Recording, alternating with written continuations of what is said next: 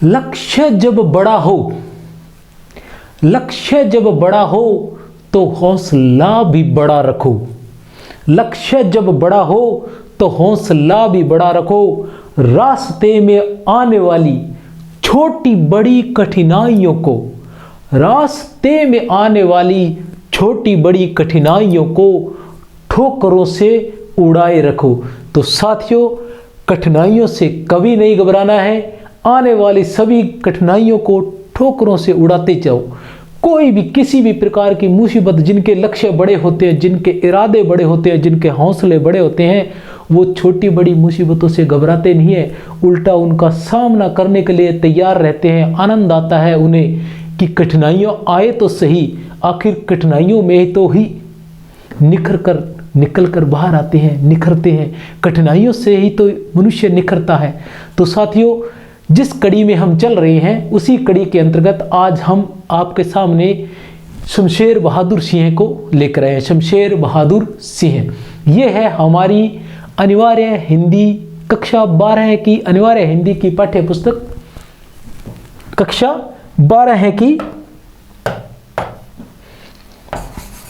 कक्षा 12 की अनिवार्य हिंदी की पाठ्य पुस्तक आरोह है भाग 2 के अध्याय, कौन सा अध्याय है? अध्याय है ये 6 अध्याय। एक बार फिर रिवाइज करवा देता हूं कि इससे पहले हम 5 अध्याय पढ़ चुके हैं। आरोह है भाग 2 कक्षा 12 के पहला अध्याय हरिवंश राय बच्चन का था, जिनकी 2 कविताएं थी, आत्म परिचय और दिन जल्दी जल्दी ढलता है एक गीत। दूसरे थे आलोक धनवा, जिनकी कविता थी पतंग। तीसरे थे कुंवर नारायण, जिनकी 2 कविताएं थी, कविता के बहाने और बात सीधी थी पर। 4 नंबर पर थे रघुवीर सहाय, जिनकी कविता थी कैमरे में बंद अपाहिज। 5 नंबर पर थे मुक्तिबोध, जिनकी कविता थी सहर्ष स्वीकारा है। और 6 नंबर पर है हमारे पास शमशेर बहादुर सिंह, जिनकी कविता हम पढ़ेंगे उषा, जिसमें प्रातःकालीन उषा का या सूर्योदय का शब्द चित्र हमारे सामने प्रस्तुत किया गया है। उषा कविता का शब्द चित्र हमारे सामने प्रस्तुत किया गया है। उससे पहले हम पढ़ेंगे शमशेर बहादुर सिंह का जीवन परिचय, संक्षिप्त जीवन परिचय। शमशेर बहादुर सिंह का जन्म 1911 ईस्वी में, कब? 1911 ईस्वी में। कहाँ हुआ था? देहरादून में, उत्तराखंड के देहरादून में 1911 ईस्वी में इनका जन्म हुआ था। और देहरादून उत्तराखंड, अब उत्तर प्रदेश में। निधन हुआ था 1993 ईस्वी में नई दिल्ली में। निधन कब हुआ था? 1993 ईस्वी नई दिल्ली में। एक बार फिर बोल देता हूं, कवि का जन्म हुआ था 1911 ईस्वी में। कहाँ हुआ था? देहरादून उत्तर प्रदेश, अब उत्तराखंड में। निधन कब हुआ था? 1993 ईस्वी दिल्ली में। कहाँ हुआ था निधन? 1993 ईस्वी में दिल्ली में इनका निधन हुआ था। चलो आगे देखते हैं इनके बारे में। आगे देखते हैं इनकी प्रमुख रचनाएं। तो प्रमुख रचनाएं देखने से पहले हम थोड़ा सा इनके बारे में जान लेते हैं। किनके बारे में? शमशेर बहादुर सिंह के बारे में। शमशेर बहादुर सिंह अपने आप को उर्दू और हिंदी का दोआब मानते थे। पाठ्य पुस्तक आरोह के अनुसार मैं कुछ बातें बताने जा रहा हूं आपको। हमारी पाठ्य पुस्तक आरोह भाग 2 के अनुसार मैं कुछ बातें बताने जा रहा हूं। आप उनको उसी तरह से नोट कर सकते हैं, उसी तरह से याद रख सकते हैं। किस प्रकार कि शमशेर बहादुर सिंह अपने आप को हिंदी और उर्दू का दोआब मानते थे। अपने को हिंदी और उर्दू का दोआब मानते थे। अब हिंदी और उर्दू का दोआब क्यों मानते थे? इन्होंने, आपको ध्यान हो तो, हिंदी उर्दू कोश भी या हिंदी उर्दू शब्दकोश भी लिखा था। हिंदी उर्दू शब्दकोश भी लिखा था। हिंदी उर्दू का दोआब क्यों मानते थे? क्योंकि जिस प्रकार दोआब क्षेत्र को सर्वाधिक उपजाऊ क्षेत्र माना जाता है, वहां फसल सर्वाधिक होती है, उसी प्रकार इनका कहना था कि मैं अपने आप में सर्वाधिक उपजाऊ हूं। कहने से तात्पर्य है कि मेरे पास हिंदी और उर्दू दोनों ही बहुत अच्छी तरह से मेरे समझ में है, या मैं उसको अच्छी तरह से उसमें व्यक्त कर सकता हूँ, उसमें अपनी बात को अभिव्यक्त कर सकता हूँ। किसमें? हिंदी और उर्दू दोनों के लिए वो अपने आप को सक्षम मानते थे। दोनों में ही उन्होंने कविताएं भी लिखी थी। उर्दू में बहुत सारे शेर उन्होंने लिखे हैं। उर्दू शायरी का उनके काव्य पर पूर्णतः प्रभाव था। तो आपको हाँ, इसी के साथ उर्दू के साथ साथ आपको बता देना चाहता हूँ कि उर्दू, पहली बात कौन सी याद रखनी है कि अपने आप को हिंदी और उर्दू का दोआब मानते थे, एक बात। दूसरी बात, हिंदी और उर्दू शब्दकोश का उन्होंने संपादन किया था, दो बात। तीसरी बात, उनके काव्य पर उर्दू शायरी का प्रभाव था।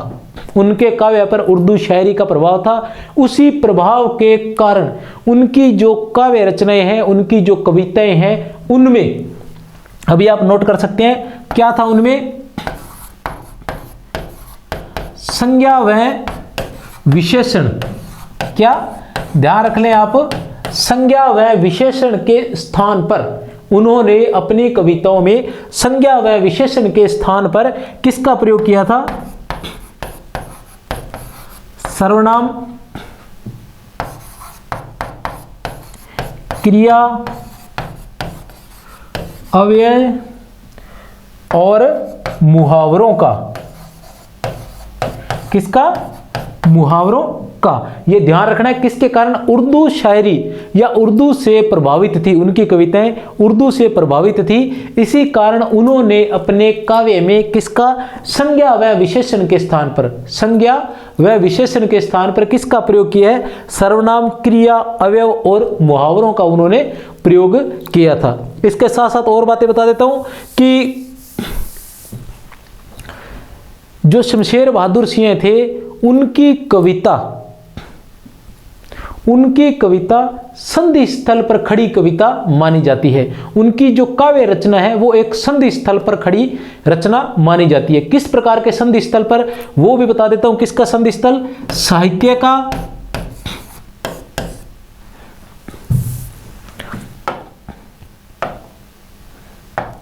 साहित्य, संगीत और चित्रकला, इन तीनों का संधि स्थल पर खड़ी उनकी कविताएं नजर आती है। सभी की सभी कविताएं उनकी साहित्य, संगीत और चित्रकला के संधि स्थल पर। अब क्यों खड़ी नजर आती है मैं आपको बता देना चाहता हूं कि उनकी जो कविताएं हैं उनको जो पढ़ते हैं तो ऐसी विशेषता है कि ऐसा लगता है जैसे साहित्य है, वो पूर्णतः साहित्य के नजदीक नजर आती है। लेकिन पढ़ते हुए उनमें एक संगीत उपजता है। उनके जो शब्द है, उनका जो शब्द चयन वैसा है कि ऐसा लगता है जैसे वो कोई संगीत उत्पन्न हो रहा हो उनमें। मतलब वो सुनाई भी देती है, न केवल उनको पढ़ा जाता है बल्कि वो सुनाई भी देती है। उसके साथ साथ जब हम उसको कविता को पढ़ रहे होते हैं तो हमें ऐसा लगता है कि जैसे हमारे सामने चित्र उपस्थित हो गया। मतलब उनकी जो शब्दों की जो क्षमता है, उन्होंने बिंबों का या उपमानों का प्रयोग, प्रतीकों का इस तरह से किया है कि वो एक चित्र हमारे सामने उपस्थित कर देते हैं, हमारे सामने एक चित्र उपस्थित कर देते हैं। इसलिए उनकी जो कविता है उसको समझ नहीं पाते, वो इन सब के संधि स्थल पर खड़ी नजर आती है। कभी तो वो साहित्य नजर आता है, कभी वो संगीत नजर आता है और कभी वह साहित्य क्या नजर आता है? चित्रकला नजर आता है। ऐसा लगता है चित्र हमारे सामने, हम शब्दों को भूलकर वह चित्र हमारे सामने उपस्थित हो जाता है। इसलिए उनकी कविता को क्या माना जाता है? साहित्य, संगीत और चित्रकला का संधि स्थल माना जाता है। साहित्य, संगीत और चित्रकला का संधि स्थल माना जाता है। इसलिए तो वो कहते हैं कि क्षमा करना ओ माध्यम, क्षमा करना ओ माध्यम, क्षमा करना ओ माध्यम कि मैं तेरे पार जाना चाहता हूं। शमशेर बहादुर सिंह क्या कहते हैं कि क्षमा करना ओ माध्यम कि मैं तेरे पार जाना चाहता हूं। माध्यम क्या है? काव्य का माध्यम क्या है? माध्यम है भाषा। क्या है माध्यम? भाषा है या शब्द चयन है। ठीक है, तो वो क्या कह रहा है? मैं इन सब के ओ माध्यम, मैं इन सब के पार जाना चाहता हूं। पार से तात्पर्य कि जब वो शब्द लिखते हैं तो वो शब्द न रहकर चित्र बन जाते हैं, वो संगीत बन जाते हैं। ठीक है, तो इसलिए वो कह रहे हैं कि ओ माध्यम, ओ भाषा, मैं तेरे पार जाना चाहता हूं, मुझे क्षमा करना कि मैं तेरे पार जाना चाहता हूं। उनकी जो कविताएं हैं, उनकी जितनी भी कविताएं हैं, वो क्या है कि मतलब एक पाठक को, ठीक है, पाठक को न केवल पढ़ने के लिए शमशेर बहादुर सिंह की, ध्यान रखें थोड़ा सा, कि शमशेर बहादुर सिंह की जो कविताएं हैं वो पाठक को न केवल पढ़ने के लिए साहित्य, न केवल पढ़ने के लिए बल्कि सुनने के लिए संगीत और देखने के लिए भी आमंत्रित करती है। क्या? कि उनकी जो कविताएं हैं, शमशेर बहादुर सिंह की जो कविताएं हैं, वो पाठक को न केवल पढ़ने के लिए आमंत्रित करती है बल्कि सुनने और देखने के लिए भी आमंत्रित करती हैं। किसकी कविताएं? शमशेर बहादुर सिंह की कविताएं। इसके बाद हम देखते हैं कि शमशेर बहादुर सिंह जो थे, सिर्फ इतना ही नहीं था, शमशेर बहादुर सिंह की संगीत साहित्य के अलावा मूर्त और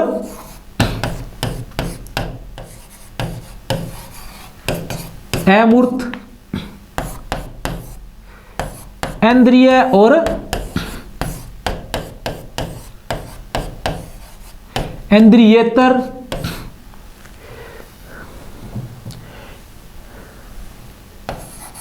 इंद्रिय और इंद्रियेतर का भी संधि स्थल है। उनकी जो कविताएं, अब फिर बता देता हूं, उनकी कविताएं जो किस किस का संधि स्थल है? साहित्य, संगीत और चित्रकला, मूर्त और अमूर्त, इंद्रिय और इंद्रियेतर का। ये बहुत ही महत्वपूर्ण कथन है, आप लोगों को इस बात का ध्यान रखना होगा। इस बात का आपको ध्यान रखना होगा कि ये बहुत ही महत्वपूर्ण कथन है। उनका जो साहित्य है वो संधि स्थल है, किसका है?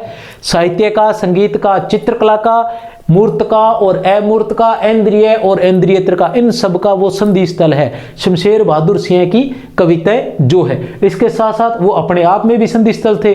किसके संधि स्थल थे? हिंदी और उर्दू दोनों के संधि स्थल थे।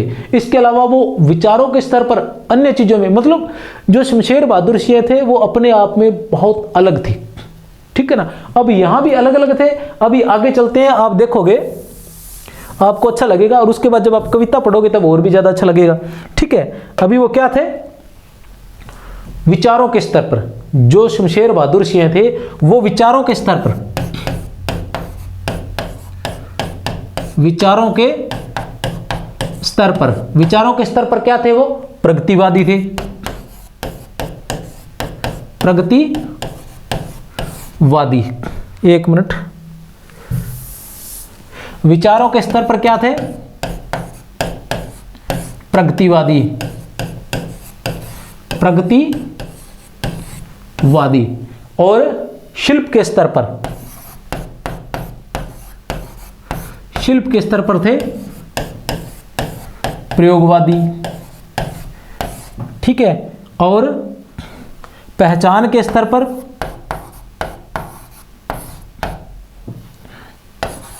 बिंबधर्मी।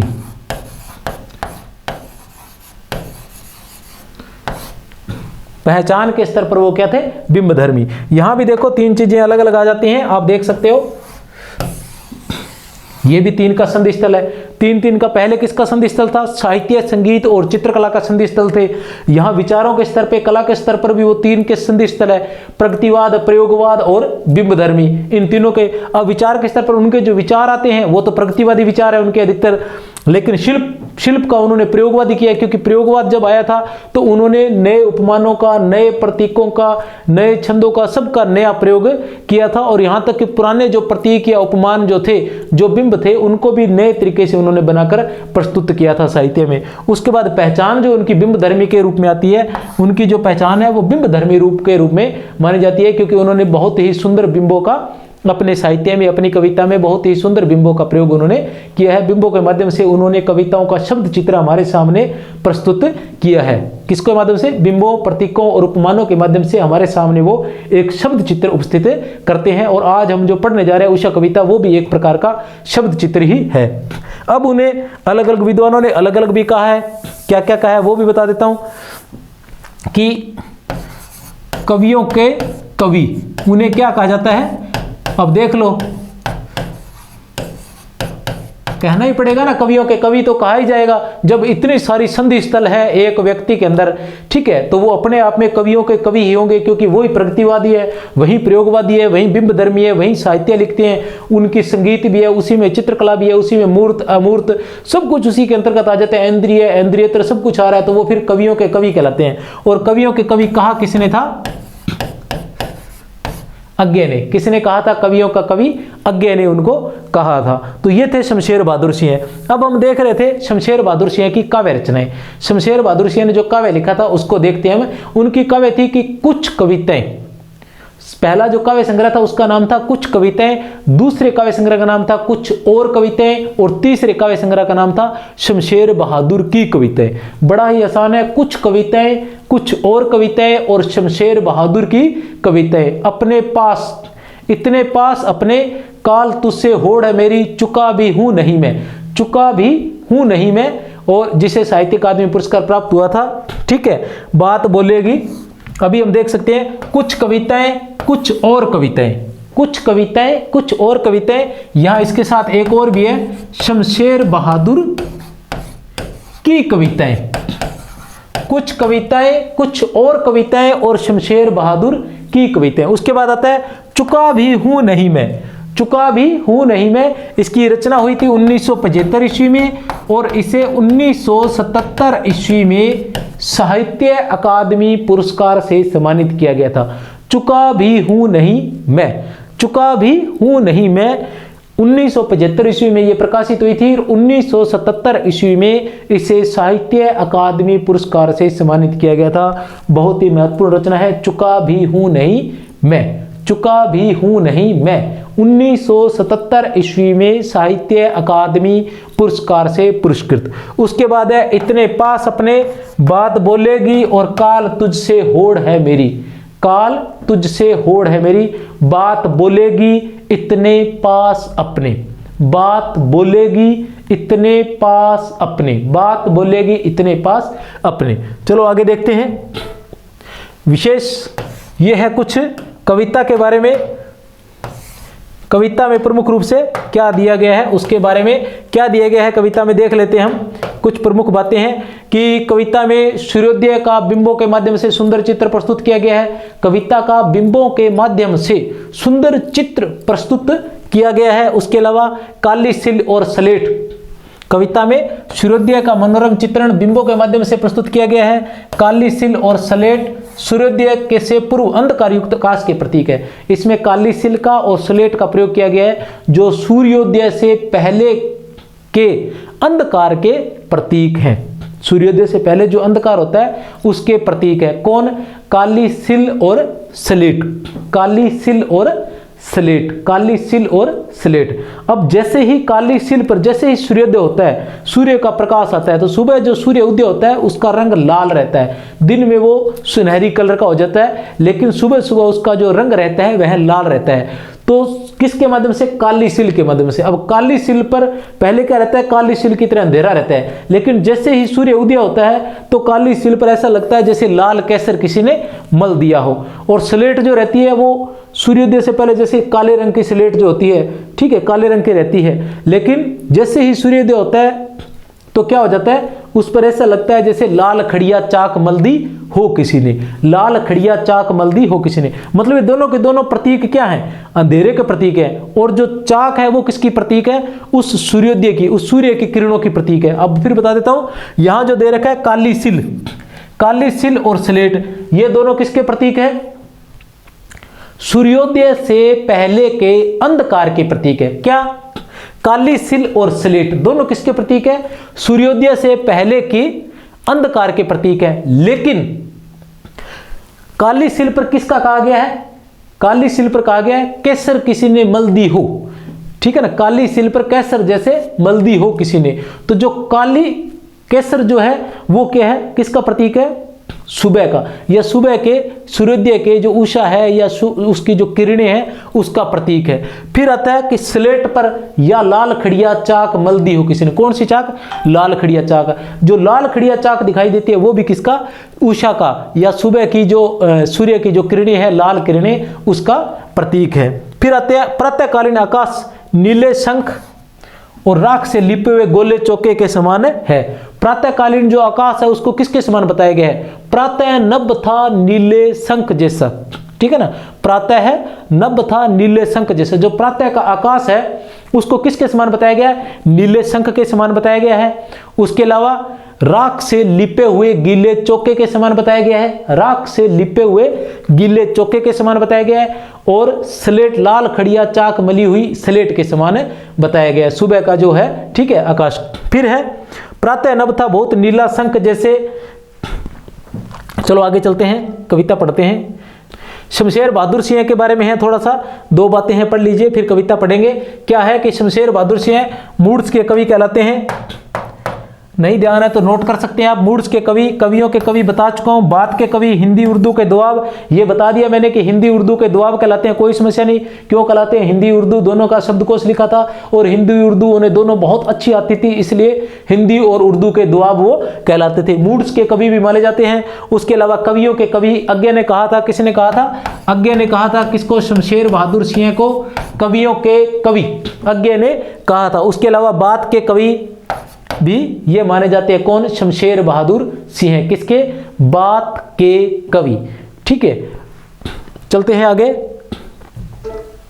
अब इनके आते हैं पुरस्कार। सम्मान प्राप्त हुआ था 1977 ईस्वी में, साहित्य अकादमी पुरस्कार प्राप्त हुआ था 1977 ईस्वी में। किसको? शमशेर बहादुर सिंह को 1977 ईस्वी में साहित्य अकादमी पुरस्कार से सम्मानित किया गया था। 1977 ईस्वी में साहित्य अकादमी पुरस्कार से सम्मानित किया गया था। किसके लिए? चुका भी हूं नहीं मैं के लिए। कब हुआ था प्रकाशन चुका भी हूं नहीं मैं का? 1975 ईस्वी में इसका प्रकाशन हुआ था। 1977 ईस्वी में इसे साहित्य अकादमी पुरस्कार से सम्मानित किया गया था। उसके बाद 1987 में मैथिलीशरण गुप्त पुरस्कार और 1989 में कबीर सम्मान से। 1987 में, 77 के बाद, 77 में कौन सा मिला था? साहित्य अकादमी। 77 से सीधा 87 पे, 87 में कौन सा मिला था? मैथिलीशरण गुप्त पुरस्कार। कौन सा पुरस्कार? मैथिलीशरण गुप्त पुरस्कार। और 1987 के बाद 1989 में कबीर सम्मान से इन्हें सम्मानित किया गया था। किस सम्मान से? कबीर सम्मान से। चलो आगे देखते हैं। आ गई है हमारी प्यारी कविता उषा। बहुत ही छोटी सी, प्यारी सी और बहुत ही सुंदर कविता है, ठीक है। उषा, क्या नाम है कविता का? उषा कविता। बड़ी ही प्यारी कविता है उषा कविता। बड़ा आनंद आता है जब इसे पढ़ाते हैं। क्या है? प्रातः नभ था, प्रातः नभ था बहुत नीला शंख जैसे। प्रातः नभ था बहुत नीला शंख जैसे, ठीक है। क्या था? सुबह का आकाश। नभ है सुबह का आकाश। सुबह का जो आकाश था वो कैसा था? बहुत नीला शंख जैसे। बहुत नीला जैसे नीलिमा लिए हुए जो शंख होता है, बहुत सुंदर। तो ऐसा सुबह का आकाश लग रहा था। भोर का नभ, सूर्योदय का, सुबह सुबह का जो नभ था, ठीक है, वो कैसा लग रहा था? नीले शंख जैसा। और राख से लिपा हुआ चौका, राख से लिपा हुआ चौका अभी गीला पड़ा है। अभी गीला पड़ा है। चौका क्या होता है? जहां हम रसोई बनाते हैं या जहां हम खाना बनाते हैं। खाना बनाने से तात्पर्य आजकल पक्के घर हो गए, पहले कच्चे घर हुआ करते थे। और वहां ऐसा माना जाता है कि जब भी हम खाना बनाते थे तो उस चौके को पहले जो मिट्टी होती थी उससे उसको लिपा जाता था, उस मिट्टी से लिपा जाता था, ठीक है, ताकि वो शुद्ध हो जाए, पवित्र हो जाए। तो राख से लिपा हुआ चौका अभी गीला पड़ा है। राख से लिपा हुआ जैसे चौका होता है तो वो थोड़ा जैसे गीला हो। यहाँ गीला क्यों है? कि आकाश जो सुबह सुबह है तो आकाश में क्या रहती है?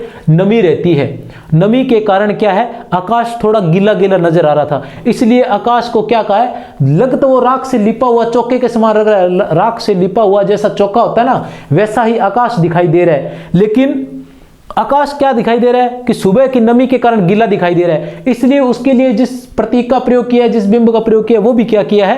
कि अभी गीला पड़ा है। राख से लिपा हुआ चौका है लेकिन अभी गीला पड़ा है। फिर कि वो क्या कहते हैं? कि बहुत काली सिल, बहुत काली सिल जरा से लाल केसर से कि जैसे धुल गई हो। बहुत काली सिल बहुत काली सिल। तो आसमान किसके समान लग रहा है? बहुत काली सिल के समान। सिल कौन सी होती है? जो रसोई में रखी जाती है, क्या काम आती है? मसाला पीसने के काम आती है। सिल होती है पत्थर काले रंग का, रसोई में रखा जाता है, जो मसाला आदि पीसने के काम आता है, जिस पर पहले आजकल तो नहीं है, पहले ऐसी सिल पर मसाले पीसे जाते थे। और आज भी जो ग्रामीण क्षेत्र है वहाँ बहुत सारी ऐसी जगह मिल जाएगी जहाँ आज भी उस सिल को रखा जाता है, ताकि वो अपने आप में शुद्ध माना जाता है। ठीक है, तो काली सिल, जरा से लाल केसर, जैसे उस पर लाल केसर लगा दिया हो वैसा। तो यहाँ काली सिल क्या है? आसमान है जो काली सिल के समान लग रहा है। लेकिन जैसे ही सूर्य उदय होता है तो उसकी जो लालिमा उस पर गिरती है तो वो किसके समान लगती है? लाल केसर के समान। उसकी जो किरणें पड़ती है, सुबह का सूर्य जो लाल लाल होता है, उसकी जो लालिमा सूर्य पर गिरती है, आसमान पर गिरती है, तो वो कैसा दिखाई दे रहा है? ऐसा लग रहा है कि काली सिल पर जैसे केसर किसी ने क्या केसर से जैसे धुल गई हो। फिर आगे क्या कहते हैं कवि, देखते हैं। स्लेट पर या लाल खड़िया चाक, स्लेट पर या लाल खड़िया चाक मल दी हो किसी ने। स्लेट पर, अब स्लेट पर ऐसा लग रहा है जैसे स्लेट पर किसी ने लाल खड़िया चाक मल दी हो। अब स्लेट क्या है? स्लेट तो है यहां आकाश। सुबह का जो आकाश है वो स्लेट के समान काला नजर आ रहा है। और जो लाल खड़िया चाक है वो क्या है? सुबह की जो रोशनी है वो लाल खड़िया चाक है। सुबह की रोशनी या उषा की लालिमा, उषा की जो लालिमा है वो लाल खड़िया चाक के समान लग रही है। नील जल में या किसी का, जैसे सूर्योदय होता है तो नील जल में, यहाँ नील जल किसको कहा गया है? नीला आकाश, जो सुबह का जो आकाश है, जैसे सूर्योदय होने लगता है तो सुबह का जो नीला आकाश है वो ऐसे लग रहा है जैसे नीला जल है। और उस पर जब सूर्य की किरणें गिरती हैं वो ऐसे झिलमिलाती हैं। सूर्य की किरणें जब पड़ती हैं हवा के साथ झिलमिलाते हुए, तो ऐसे लग रही है या किसी की गोर झिलमिल देह है। देह है मतलब शरीर, ठीक है ना। झिलमिल मतलब चमकना। वैसे सूर्य की किरण चमकना और पानी के अंदर हिलना हो जाता है, झिलमिलाना, ठीक है ना। जैसे पानी के अंदर कोई चीज झिलमिला रही हो, भी सूर्य जब गिरता है पानी में तो वो जब तक पानी में नहीं गिरता तब तक तो वो चमकता हुआ नजर आता है, लेकिन वो सूर्य का प्रकाश जब पानी में गिर जाता है तो वो झिलमिलाता हुआ नजर आता है, क्योंकि पानी हिलता हुआ नजर आता है और उस पर गिरने वाला प्रकाश भी उसके साथ हिलता हुआ नजर आता है, तो उसको फिर क्या कहते हैं? झिलमिलाना।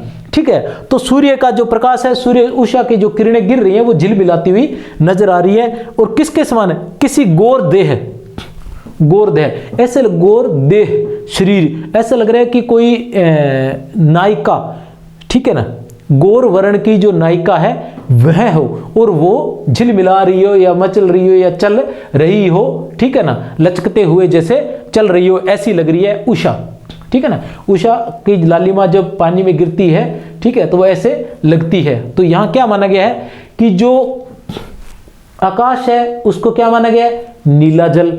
आकाश को क्या माना गया है? नीला जल। और गोर देह, गोर वर्ण नायिका किसको माना गया है? उषा को माना गया है या उषा की लालिमा को माना गया है। यहां जैसे हिल रही हो, जादू टूटता है उषा का, अब सूर्योदय हो रहा है। अब कवि कह रहे हैं कि अब इस उषा का जादू टूटता है और सूर्योदय हो रहा है। जो पल पल परिवर्तित हो रहा था वह अब बदल गया, सूर्य पूरी तरह से उदय हो गया और आकाश बिल्कुल साफ हो गया और उसका आनंद अब खत्म हो गया उषा का। तो इस तरह से शमशेर बहादुर सिंह ने इन शब्दों के, चंद शब्दों के माध्यम से उषा का जो शब्द चित्र प्रस्तुत किया है, ठीक है, तो वह हमारे सामने एक चित्र प्रस्तुत करता है। सुबह का या उषा का बड़ा ही मनोरम दृश्य हमारे सामने उपस्थित किया है। इसी प्रकार के इसी पुस्तक के अंदर दो और संदर्भ दिए गए हैं। एक तो है कि जयशंकर प्रसाद का कौन सा है? बीती विभावरी जागरी अंबर पनघट में डुबो रही तारा घट उषा नागरी। बीती विभावरी जागरी अंबर पनघट में डुबो रही तारा घट उषा नागरी। और एक अज्ञा का है बावरा अहेरी, जिसके अंदर सुबह का वर्णन किया गया है। दूसरा कौन सा है? बावरा अहेरी। जयशंकर प्रसाद का है बीती विभावरी जागरी अंबर पनघट में डुबो रही ताराघट उषा नागरी, देखिए उषा का चित्रण हुआ है। और यहाँ भी सुबह का भोर का बावरा अहेरी, भोर का सुबह का जो सूर्य है वो बावरा अहेरी, बावरा अहेरी यहाँ किसको कहा गया है, सूर्य को कहा गया है। संदर्भ के रूप में ये ऐसी दो कविताएं यहाँ दी गई है, ठीक है ना। अभी चलते हैं वापस पुनः कविता पर, थोड़ा सा फिर उसके शिल्प सौंदर्य की बात कर लेते हैं थोड़ा सा उषा कविता की। प्रातः नभ था बहुत नीला शंख जैसी, क्या आता है यहां, बहुत नीला शंख जैसे, ठीक है ना। अब जैसे यहां पूरे में कौन सा अलंकार आ गया, जैसे आते यहां कौन सा अलंकार हो गया, उपमा अलंकार हो गया। एक बात, एक प्रश्न हो गया हमारा, कौन सा हो गया, उपमा अलंकार। क्या हुआ यहां हमारे पास, जैसे उपमा अलंकार। अब आता है हमारे पास बहुत नीला शंख, बहुत नीला शंख। तो यहां शंख क्या है, संज्ञा है, ठीक है ना। शंख क्या है, संज्ञा है। कौन सी संज्ञा है, जातिवाचक संज्ञा है। कौन सी संज्ञा है, जातिवाचक संज्ञा है। और नीला क्या है, शंख की विशेषता बता रहा है। जो संज्ञा की विशेषता बतलाते हैं उन्हें क्या कहते हैं, विशेषण कहते हैं। जो संज्ञा की विशेषता बतलाते हैं उन्हें क्या कहते हैं, विशेषण कहते हैं। तो ये क्या है, यहां विशेषण है। अब विशेषण में भी कौन सा है, रंग आदि का वर्णन किस में होता है, गुणवाचक में होता है। तो ये कौन सा विशेषण हो गया, गुणवाचक विशेषण। कौन सा विशेषण हो गया, गुणवाचक विशेषण। अब बहुत क्या है, बहुत किसकी विशेषता बता रहा है, बहुत नीला की विशेषता बता रहा है कि नीला बहुत है। तो जब किसकी विशेषता बता रहा है, विशेषण की विशेषता बतला रहा है। तो विशेषण की विशेषता बतलाने वाले को क्या कहते हैं, प्रविशेषण। विशेषण की विशेषता बतलाने वाले को क्या कहते हैं, प्रविशेषण। तो यहां हमारे पास बहुत सारे प्रश्न बन गए। एक तो कि प्रातः है नभ था बहुत नीला शंख जैसे, ठीक है, इसमें कौन सा अलंकार है, उपमा अलंकार। एक प्रश्न हमारा बन गया। दूसरा यह कि बहुत नीला शंख जैसे, बहुत को क्या किया, रेखांकित किया। कि रेखांकित शब्द क्या है, तो क्या है, प्रविशेषण। कौन सा प्रश्न बन गए, दो प्रश्न, प्रश्न बन गया दो। फिर आया नीला को रेखांकित किया और पूछा कि रेखांकित शब्द क्या है, तो रेखांकित नीला क्या है, विशेषण है। प्रश्न हो गए तीन। फिर पूछा शंख क्या है, संज्ञा, प्रश्न हो गया चार। कौन सी संख्या है, जातिवाचक संज्ञा है। तो ये एक हमारे चार प्रश्न बने। उसके बाद आता है भोर का नभ राख से लिपा हुआ चौका अभी गीला पड़ा है। राख से लिपा हुआ चौका अभी गीला पड़ा है, बहुत काली सिल, बहुत काली सिल, क्या है, बहुत काली सिल।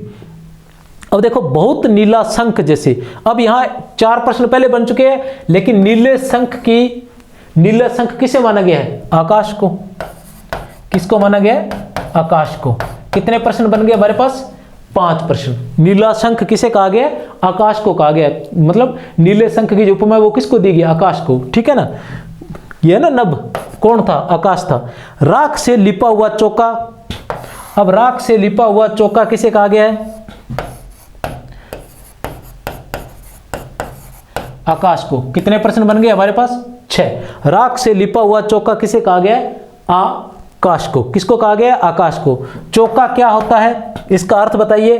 प्रश्न संख्या 7 बन जाती है, ठीक है। उसके बाद आते हैं हम कि बहुत काली सिल, बहुत काली सिल। बहुत क्या है, ये वही बात होगी, बहुत नीला शंख और बहुत काली सिल। यहां भी जैसे प्रविशेषण, गुणवाचक विशेषण और संज्ञा, वैसे यहां है बहुत क्या है, प्रविशेषण है, काली क्या है, गुणवाचक विशेषण है, और सिल क्या है, संज्ञा है। कौन सी संज्ञा, जातिवाचक संज्ञा। तो यहां भी हमारे 3 प्रश्न बन जाते हैं। पहले हमारे पास 7 प्रश्न बन चुके हैं, 8, 9 और 10।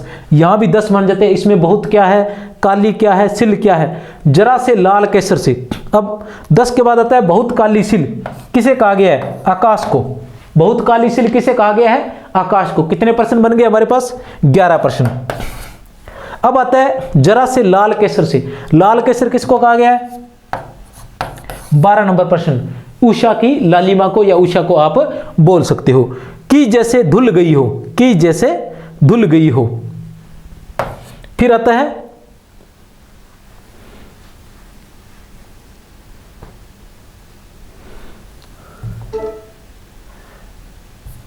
तेरह प्रश्न बन गया हमारे पास। आगे देखते हैं।